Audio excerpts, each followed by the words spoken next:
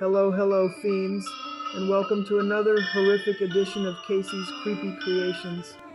Tonight we have a truly nauseating little nugget that I wrote and narrated, which I like to call Demon in the Dark. As always, we caution that the above video is not suitable for children, and if you suffer from a weak heart, please watch at your own risk. Demon in the Dark. In the infinite darkness of space, a lone vessel roams, a tiny speck navigating the incomparable expanse of the cosmos. The starship Deliverance, humanity's beacon of hope and scientific ambition, carries a precious enigmatic cargo, a newly discovered alien life form. The mission seems straightforward: transport the specimen back to Earth, where researchers eagerly anticipate unlocking its secrets. For the crew of Deliverance, it's just another day on the job. They assume they're in control, masters of technology, and keepers of order in the chaos of space. But space is not just vast, it is indifferent. And when humanity's hubris clashes with the universe's unpredictable nature, the line between life and death fades in an instant. The crew doesn't yet know that their cargo, safely secured behind an advanced containment system, is no ordinary creature, nor do they realize that their routine mission will soon devolve into a deadly game of survival. The cargo bay is thick with tension as the alien rests within its encasement, motionless yet ominous. Speculative whispers ripple through the crew. What does it eat? How does it behave? What is it capable of? Questions without answers, though some sneer at the mystery. It's just another biological specimen, one says dismissively, brushing off the unease. And so the Deliverance presses forward, its crew slipping into the rhythm of routine.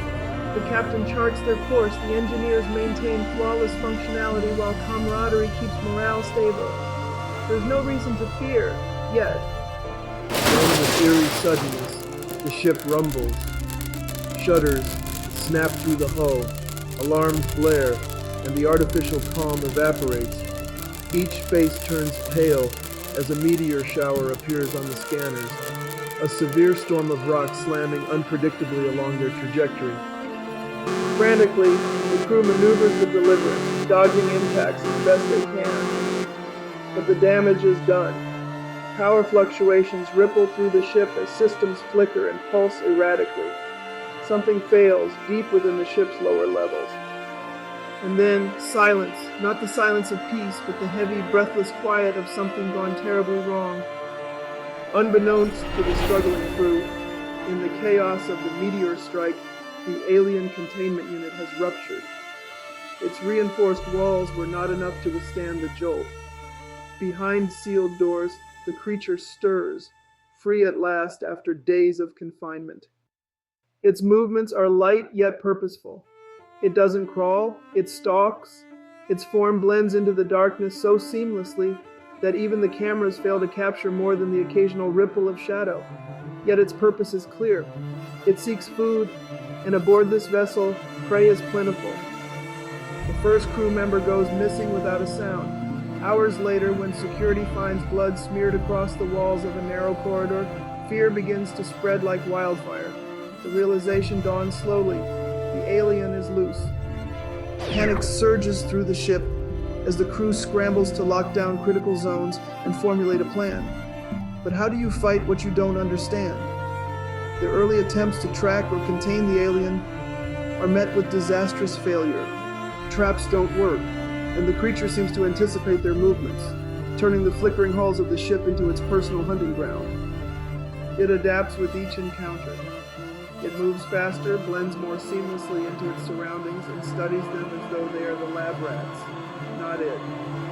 One careful misstep in its hunting grounds, a shadowy corridor, a storage bay hidden in dull amber lights, is all it takes to spell death. By the time they glimpse its form, a monstrous amalgamation of limbs, razor-like appendages, and an unrelenting hunger they already know. This is not just an animal. This is a predator, a perfect one. Fear chips away at the crew's unity.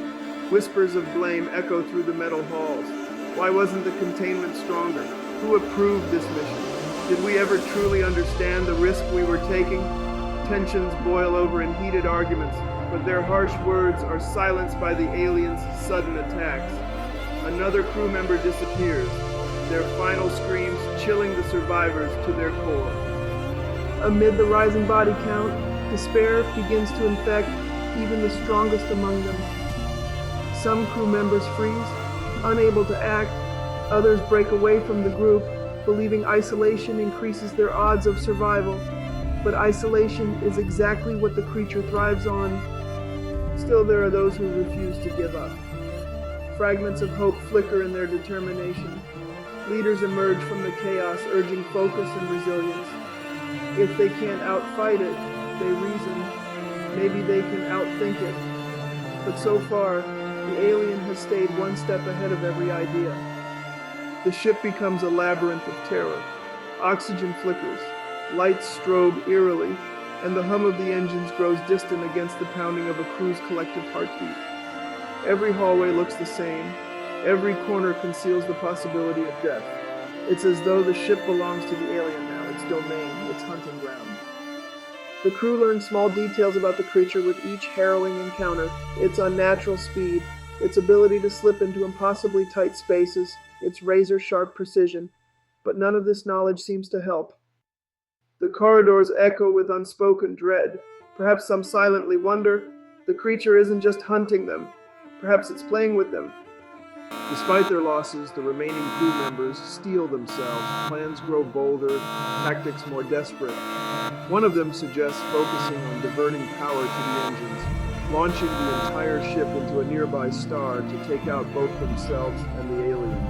There is no hesitation in their grim determination to prevent this nightmare from reaching Earth. But others argue there's still hope for survival. A slim chance, but a chance nonetheless. They settle on a final stand, baiting the alien into the lower deck, where they'll use the ship's fuel cells to incinerate it. It's daring, it's dangerous, and it's their only option. The bait is set, and the survivors position themselves for what they know could be their last stand. Every noise amplifies in the empty halls, the clicking of claws against metal, the hiss of a vent sealing shut. They can feel the alien closing in. But the alien isn't just approaching. It's watching, learning, waiting. When it finally strikes, the chaos is explosive.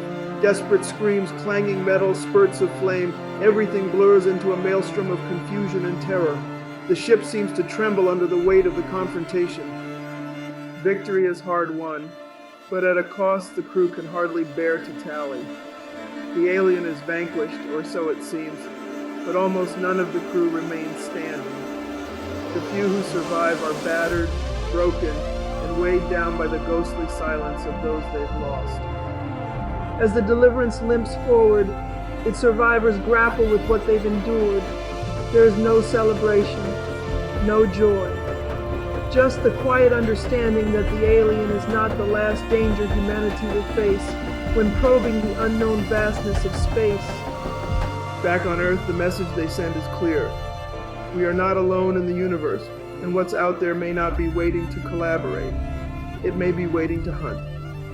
The ship's journey is expected to end after a 3-week voyage to the nearest, but the audience is left with a final chilling twist, a faint noise from the cargo bay, a flicker of something moving in the dark.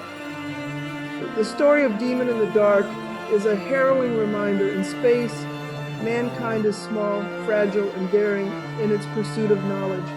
But sometimes it's better to leave the darkness unexplored. Well, boils and brews, we've come to the end of yet another terrifying tale. If you've liked what you've seen, please feel free to drop us a like, a comment, or maybe even a subscription. They may seem like little things to you, but they mean a lot to us here at the Dungeon. If you liked the video and would like to find out how it was made, click the link in the description below. I am affiliated with Flicky AI and will receive commission if you decide to make a purchase. They also have a free plan as well if you would like to try it out. And by the way, if you like what we've got for you here, then maybe you might want to check out these other YouTubers: Overlord DVD, Theta Zord, Osaka-chan Doll, and Stark of Iron. Links in description. They're to die for. Thanks and unpleasant dreams until we meet again.